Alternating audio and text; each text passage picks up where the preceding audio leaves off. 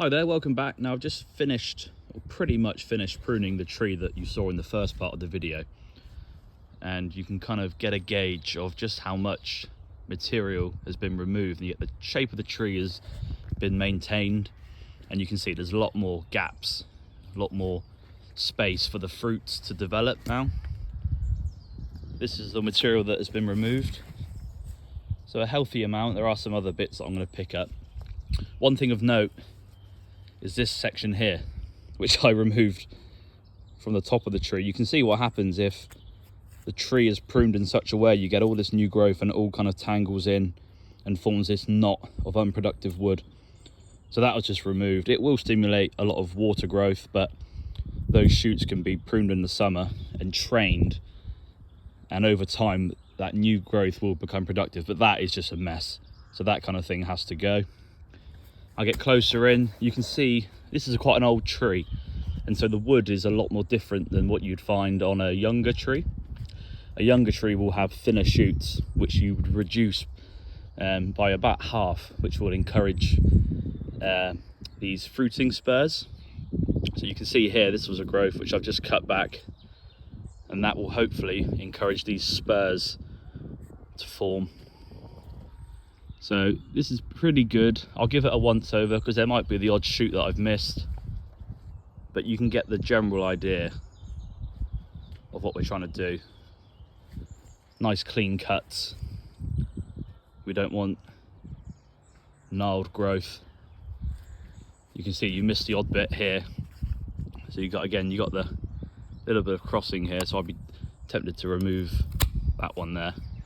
But you can see where it's been pruned before, years and years ago. It's a bit of a tangle. So like I said, it'd be very unlikely that you at your place, your garden, will have old trees like this. So if you have younger trees, kind of between 2 and 5 years old, the principle's the same, but you will find the shoots will be younger, not as knobbly. They'll resemble more this type of shoot here. I'll focus in, which over time will mature and form fruiting spurs. So if this was longer, I'd be reducing it down. You can see here when you reduce them. So this would have been, let's just try and get the good angle. This would have been a longer shoot, and it's been reduced to here, and it's encouraged these fruiting spurs to form. So you get the idea, hopefully.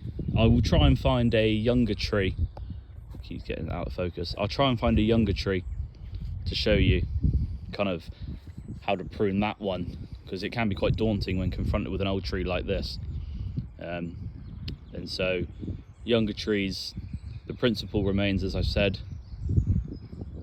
The whole priority is to get a nice open tree, just to try and get a nice productive tree. I've not taken off as much as perhaps I could have on this tree. As I've said previously, you don't want to be removing more than 1/3. You can see the material that I've removed, but it makes a hell of a difference. So it's a really good idea. As I said, you're on your kind of last few weeks where it's best to do this type of pruning, but get out there for some winter pruning of your apple trees, and I'll come back in the summer to this tree and show you what it kind of looks like after being stimulated by this pruning, and I'll show you how to maximize the productivity of the new growth that will emerge from this tree.